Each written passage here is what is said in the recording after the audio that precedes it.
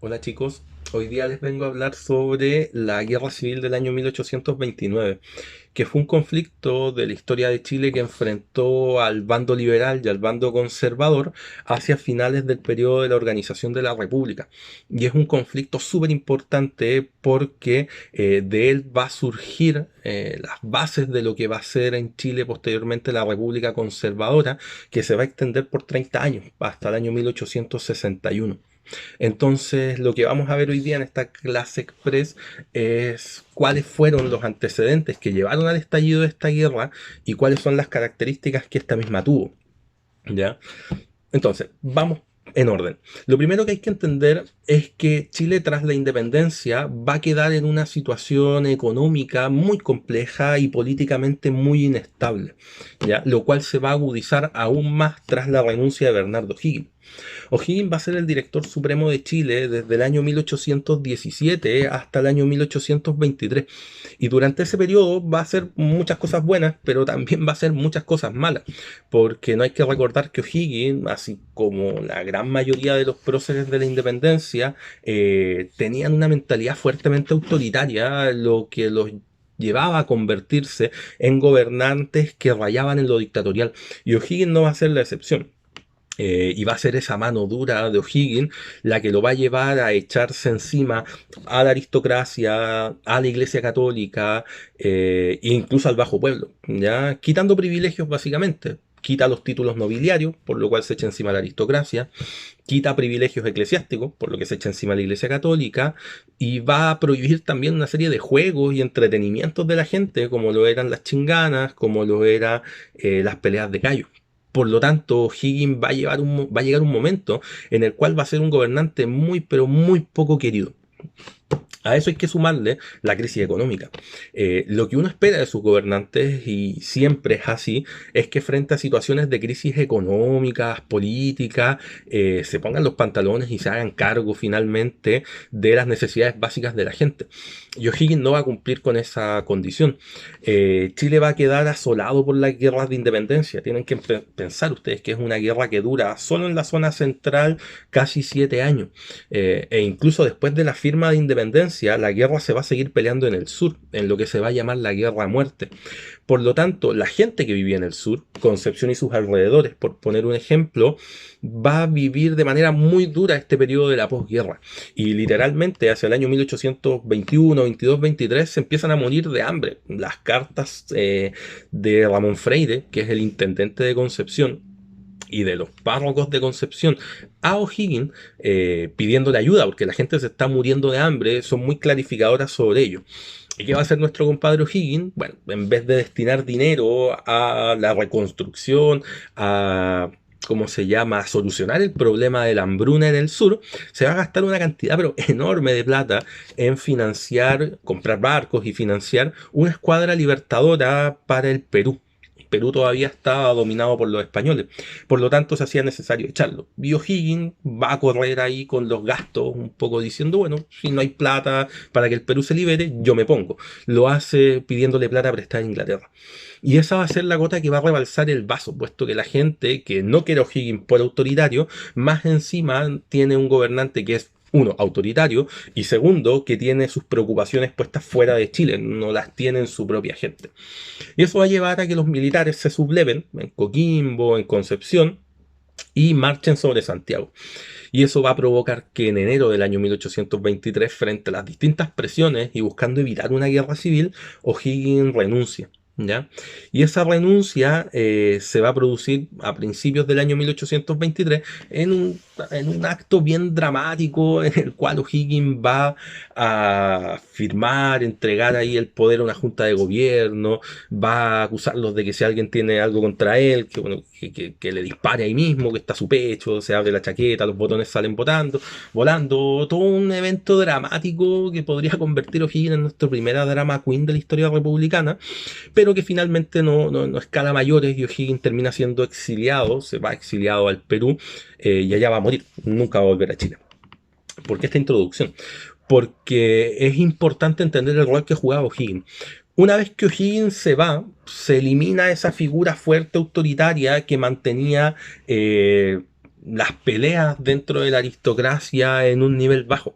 Sin O'Higgins, y con un gobernante que es mucho menos autoritario, como es Ramón Freire, la aristocracia santiaguina va a intentar solucionar la crisis económica, la crisis política, de manera bastante ineficaz, porque básicamente en el Congreso Nacional se van a enfrascar en una serie de peleas entre ellos, por motivos políticos, por la manera en la cual hay que organizar este país, y eso va a ir dilatando la reconstrucción, y la crisis económica en Chile va a ir extendiéndose y va a ir pasando de gobierno en gobierno, al tiempo que se empieza a gestar una profunda crisis política también.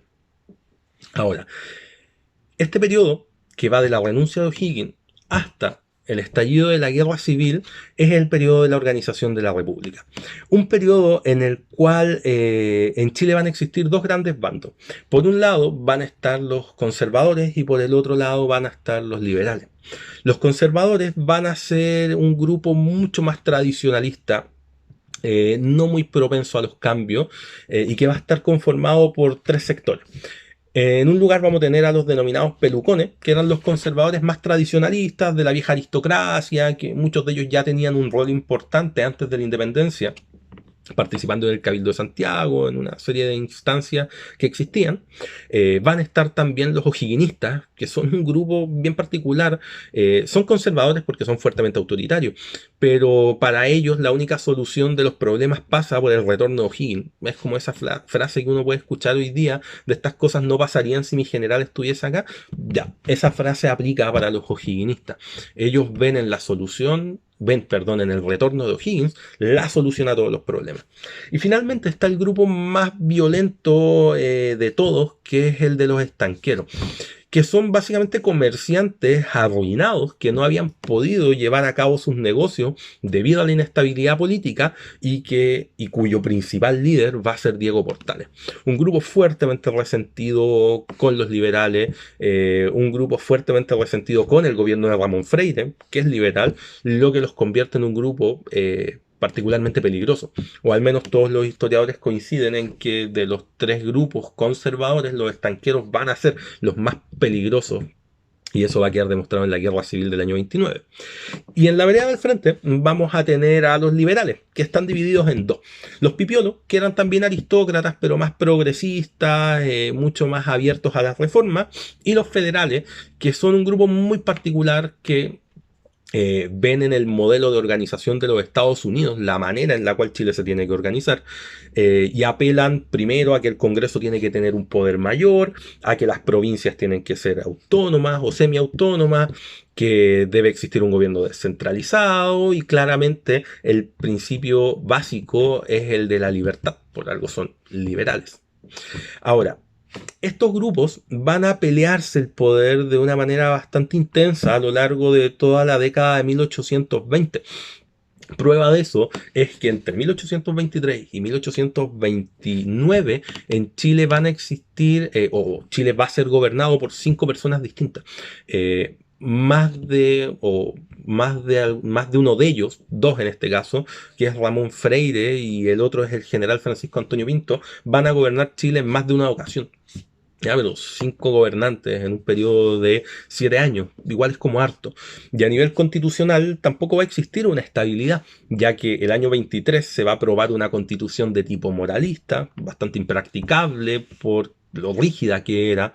Después, el año 1826, se van a intentar hacer unas leyes federales, pero que no terminan siendo una constitución, simplemente son las leyes federales. Y el año 1828 se va a aprobar una nueva constitución, que en este caso es una constitución de tipo liberal. Entonces, 7 años, 5 gobernantes, 2 de ellos gobernaron en más de una ocasión, 2 constituciones, un intento de constitución, varios proyectos económicos para solucionar la crisis, entre ellos el estanco. Entonces, no es un periodo fácil de la historia de Chile. Eso permite entender por qué se va a llevar también a una guerra civil. Tienen que pensar ustedes que estos sujetos no saben, o no tienen, más que no saber, no tienen mucha experiencia en política. Las discusiones en el Congreso son lo más similar a lo que puede ser la pelea por el polerón en un colegio cuarto medio hoy día. cuando ganaba un proyecto de una mitad mayoritaria, o una mayoría, perdón, la otra mitad se negaba a reconocer y después a la inversa. Entonces era bastante complejo para los gobernantes de la época sacar adelante proyectos que pudiesen hacer que Chile superase la crisis económica y alcanzase una estabilidad, que era lo que se buscaba. Y es en este contexto de cosas, en este orden de cosas, que se va a llegar, finalmente a la Guerra Civil del año 1829. ¿Qué es lo que pasa? En el año 1828 se aprueba una constitución, que es la Constitución Liberal. Y es la única constitución de la historia de Chile que tiene o que establece la existencia de un vicepresidente como tal. ¿Ya? Y el método de elección era el siguiente. Perdón. El presidente se escogía claramente, o quien ganaba la elección era el presidente, se presentaba una serie de candidatos, quien sacaba la mayor cantidad de votos era el presidente, y el vicepresidente tenía que ser escogido o ratificado por el Congreso entre las mayorías que venían después del presidente, es decir, entre el que había sacado el segundo lugar, el tercer lugar, etcétera, etcétera, etcétera. La lógica es que si el que saca el primer lugar es presidente, el Congreso debería escoger para vicepresidente al que sacó el segundo lugar. Pero como en Chile y en Latinoamérica, en verdad las cosas nunca se hacen de manera lógica. Lo que va a ocurrir es que el año 1829 van a haber elecciones y esas elecciones las va a ganar el general Francisco Antonio Pinto. El segundo lugar lo va a sacar un conservador y el tercer lugar un conservador. Y el cuarto lugar otro liberal. El general Pinto era liberal. Pero el Congreso, que era de mayoría liberal, no va a escoger al segundo como vicepresidente, ni al tercero como vicepresidente, sino que va a escoger al cuarto como vicepresidente. Así asegurándose que el presidente fuese liberal, que el vicepresidente fuese liberal y que el Congreso tuviese una mayoría, por supuesto, liberal. Esto va a provocar el enojo muy justificado de los conservadores, quienes van a iniciar una sublevación armada. ¿La inician dónde? Donde están los enemigos más importantes que puede tener Santiago, Concepción. Y en Concepción se produce un levantamiento militar a cargo del general José Joaquín Prieto, que después va a terminar siendo presidente igual, siendo el primer presidente de la República Conservadora. Y el ejército del general Prieto va a marchar sobre Santiago. Los liberales van a intentar defenderse y se va a producir en esa defensa una batalla que se conoce como la batalla de Ochagavía o la acción de Ochagavía, en la cual los liberales van a ganar. O sea, los conservadores, que eran los que querían sacar a los liberales porque un poco había sido injusto el nombramiento del vicepresidente, van a perder. Y ahí se produce un pacto en el cual los liberales no mandan a matar a todos los conservadores o a todos los sublevados, sino que más bien se llega a un acuerdo en el cual se tenía que escoger un congreso nuevo y este congreso nuevo tenía que escoger una junta de gobierno que a su vez llamase elecciones. Había todo un entuerto ahí. Y lo importante es que dentro de este pacto se nombraba como presidente interino y jefe del ejército a Ramón Freire, que es el mismo que había depuesto a O'Higgins 7 años antes, general liberal. Entonces, ¿qué es lo que pasa? Los liberales proponen esto, los conservadores aceptan, esto ocurre en diciembre del año 1829, pero a poco andar, en el mes de enero del año 1830, los conservadores no empiezan a hacer caso a lo que se había establecido en este acuerdo. Con Diego Portales a la cabeza se va a establecer una junta de gobierno conformada por puros conservadores que va a nombrar como comandante en jefe del ejército a José Joaquín Prieto, conservador, que a su vez va a nombrar presidente a un caballero apellido Ruiz Tagle, no me acuerdo el nombre ahora, que es conservador, y como vicepresidente a José Tomás Ovalle, que también es conservador. Por lo cual, los liberales, que sienten que los conservadores han pasado a llevar el pacto que se había firmado en Ochagavía el mes anterior, inician esta vez ellos una sublevación armada. ¿A cargo de quién? Del general Ramón Freire. Y esto se va a ir dilatando hasta que finalmente en el mes de abril del año 1830 se va a librar una batalla decisiva, que es la batalla del Lircay. Y en la batalla del Lircay los liberales van a ser derrotados. Y a diferencia de lo que había ocurrido un par de meses antes, en el cual los conservadores fueron derrotados, pero los liberales, en vez de ponerles la pata encima, deciden pactar y le perdonan la vida a muchos de ellos, incluido José Joaquín Prieto, que era un sublevado, un militar sublevado. En este caso, los conservadores no van a tener los mismos miramientos. Y tras la batalla de Lircay, Muchos generales liberales van a ser asesinados en el mismo campo de batalla, otros tantos van a ser exiliados, otros tantos van a tener que esconderse, y el general Ramón Freire, que es el líder del liberalismo, va a tener que partir al exilio a Perú, en el mismo lugar en el que estaba O'Higgins, a quien él había derrocado 7 años antes. Y eso marca el fin de la guerra civil. Una guerra civil súper corta, pero muy importante, porque el liberalismo en Chile queda completamente aplastado. Los liberales desaparecen de la escena política, Diego Portales, José Joaquín Prieto y el resto de los conservadores van a reorganizar la estructura política en Chile, lo que va a llevar al establecimiento de una república conservadora autoritaria, con una nueva constitución, que es la del año 33, con una depuración del ejército, se sacó a todos los liberales que había en el ejército, se les mató, se les exilió al Perú, entonces disolvieron las facciones políticas, entonces se establece un nuevo orden que va a durar los siguientes 30 años, desde el año 1830 hasta el año 1861. Así que eso con la guerra civil del año 1829. Espero que hayan encontrado entretenida la clase, o que les haya, si bien no pudo haber sido entretenida, pero que les haya servido para conocer este hecho de la historia de Chile, muy importante porque, insisto, determina las bases sobre las cuales se va a desarrollar casi toda la primera mitad del siglo XIX en Chile. Así que eso, que tengan una muy buena semana, cuídense con el coronavirus, respeten la cuarentena y adiós.